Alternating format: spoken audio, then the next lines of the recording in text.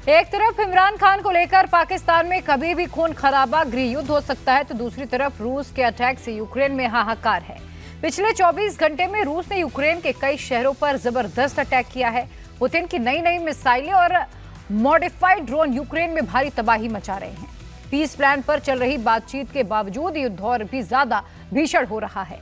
Zelensky झुकने का नाम नहीं ले रहे, तो पुतिन थमने के लिए राजी नहीं है। और अब तो पुतिन ने यूरोपियन यूनियन को सख्त वार्निंग दे दी है कि अगर यूक्रेन की मदद की तो अंजाम अच्छा नहीं होगा। रूस यूक्रेन वॉर से जुड़ा एक एक अपडेट देखिए सुपर एक्सक्लूसिव रिपोर्ट में।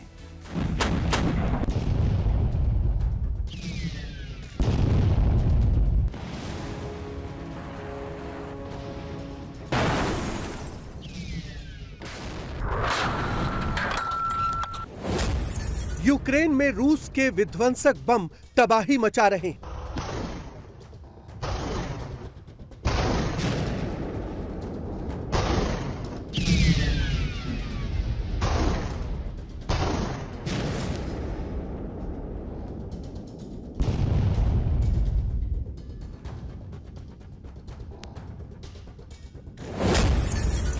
पुतिन की मॉडर्न मिसाइलें आग बरसा रही हैं।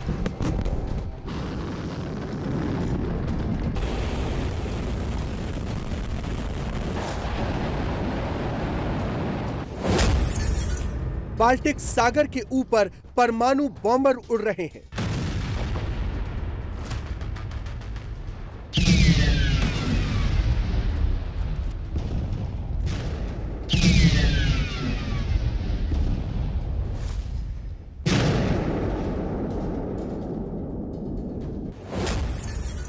डोनेट्स्क में भारी बर्बादी।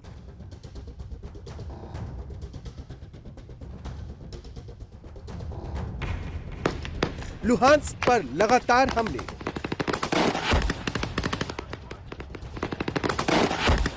ज़ापोरिज़िया पर ड्रोन अटैक।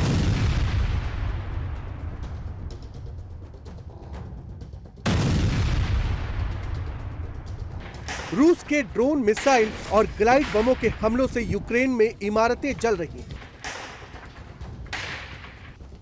बड़े बड़े अपार्टमेंट से आग की लपटें उठ रही हैं। अब पुतिन की आर्मी रॉकेट चला रही है। यूक्रेन पर रॉकेट दागे जा रहे हैं। फ्रंट लाइन पर यूक्रेन की बस्तियों, फैक्ट्रियों, इंफ्रास्ट्रक्चर को स्वाहा किया जा रहा है।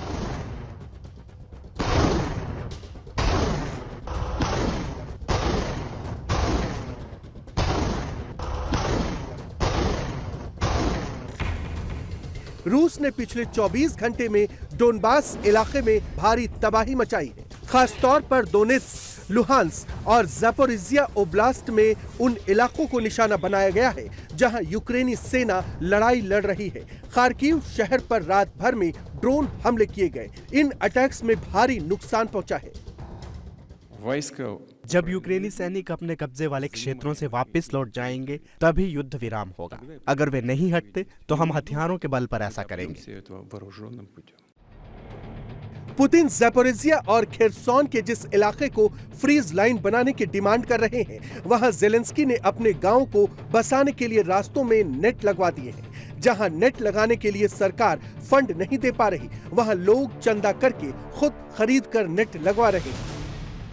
दरअसल ये नेट रूस के FPV ड्रोन को हमला करने से रोकने के लिए लगाई गई है। रूस के हल्के ड्रोन ताकि घरों को बमबारी से तबाह न कर सके, इसलिए ये नेट्स लगाए गए हैं। यूक्रेनी लोगों ने पूर्वी यूक्रेन में अपने घरों की खिड़कियों में लगे शीशों को हटाकर उन्हें कार्डबोर्ड से ढक दिया है। पहले शीशे की खिड़कियों से बल्ब की लाइट बाहर आती थी और रूसी सुसाइड ड्रोन वहां घुसकर हमला कर देते थे। अब लोगों ने बिना खिड़कियों वाले मकानों में जीना सीख लिया है, क्योंकि बाकी चीजें तो फिर हो जाएंगी अगर युद्ध खत्म हो जाएगा। इसके लिए जिंदा रहना जरूरी है। सुबह हो या शाम, हर 10 मिनट में रूसी ड्रोन यहाँ भिनभिनाने लगते हैं। मेरे घर की खिड़की से ड्रोन अंदर आया और वार्डरोब से बेड तक पूरे घर में तबाही मचा दी। मेरा पूरा सामान तहस नहस कर दिया। मैं बेतहाशा चीख रही थी। मुझे अपने डॉक्यूमेंट्स भी नहीं मिल रहे थे। सब कुछ ड्रोन हमले में जल गया था। मेरी टांगों में टाँके लगे हैं। यूएन की रिपोर्ट के मुताबिक रूस इन इलाकों में रोजाना करीब 300 ड्रोन अटैक करता है। जुलाई 2024 के बाद सिर्फ खेरसौन में ड्रोन अटैक में 200 सिविलियंस मारे गए हैं। करीब 3000 घर पूरी तरह से जल गए हैं, अब रहने लायक तक नहीं बचे। जेलेंस्की के नेट भला रूस के भीषण अटैक को कैसे रोक पाएंगे? अब तो रूस ने अपने छोटे ड्रोन्स को इस तरह से मॉडिफाई कर लिया है कि रूसी ड्रोन अब थर्माइट गिरा रहे हैं, जो आग की फ्लेम फेंककर नेट को जला देते हैं। रूस कुछ इस तरह यूक्रेन में टारगेट सेट कर रहा है कि मार्केट हो या मॉल, सब जलकर मलबे का ढेर बन जाते हैं। ये तस्वीरें देखिए, एक डिलीवरी बॉय सामान देने जाता है, तभी यूक्रेन फौज में भर्ती करने वाला ग्रुप आ जाता है।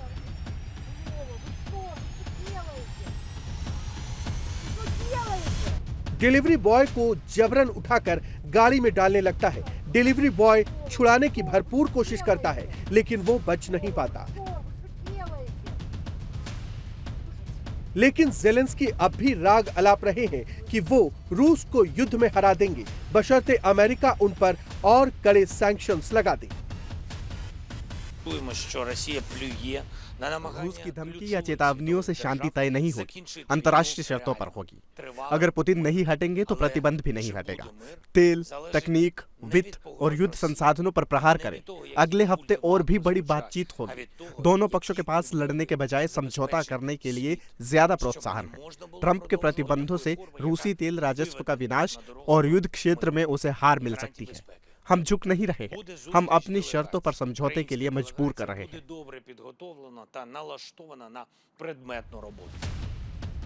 दूसरी तरफ पुतिन पीस प्लान पर करीब करीब तैयार हैं। अब गेंद जेलेंस्की के पाले में है। वो ईयू के सहारे युद्ध लड़ेंगे या फिर ट्रंप के पीस प्लान पर साइन करके लाइफ लाइन मांगेंगे।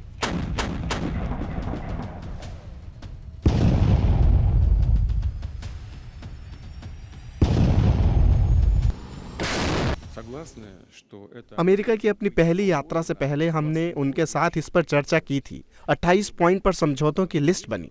हम इस बात पर सहमत हैं कि इसे भविष्य में समझौतों की नींव में रखा जा सकता है, लेकिन हमारी तरफ से कुछ पॉइंट्स पर बात बनना जरूरी है, क्योंकि अभी तक कोई फाइनल लिस्ट नहीं है। अमेरिकी पक्ष कुछ पॉइंट्स पर हमारे उस रुख को ध्यान में रखता है जिस पर पहले और अलास्का जाने के बाद चर्चा हुई थी। कुछ पॉइंट्स पर हमें निश्चित रूप से बैठक और अहम मुद्दों पर गंभीरता से चर्चा करने की आवश्यकता है। हमें हर बात को कूटनीति की भाषा में रखना होगा। पुतिन का मैसेज क्लियर है, लेकिन जेलेंस्की और यूरोपीय यूनियन दोनों के नेता दावा कर रहे हैं कि यूक्रेन अब भी युद्ध जीत सकता है।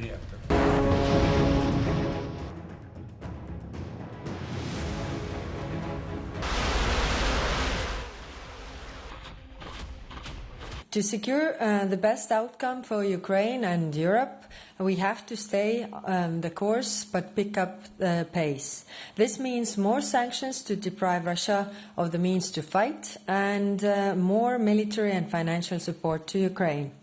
In the European Council, we pledged to cover the financial needs for Ukraine for 2026 and 2027.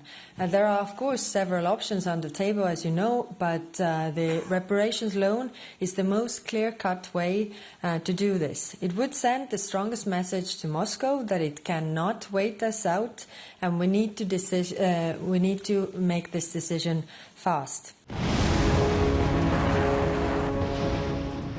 यूरोपीय यूनियन नहीं चाहता कि रूस यूक्रेन युद्ध रुके। जेलेंस्की नहीं चाहते कि युद्ध बंद हो।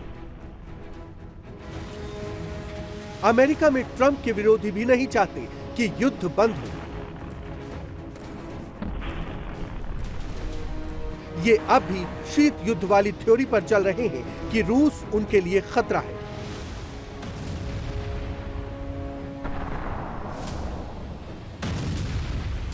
ये अब भी सपना देख रहे हैं कि पुतिन को दबाया जा सकता है, अपनी शर्तों पर रूस को झुकाकर युद्ध बंद करवाया जा सकता है और जेलेंस्की की जीत का नैरेटिव सेट किया जा सकता है।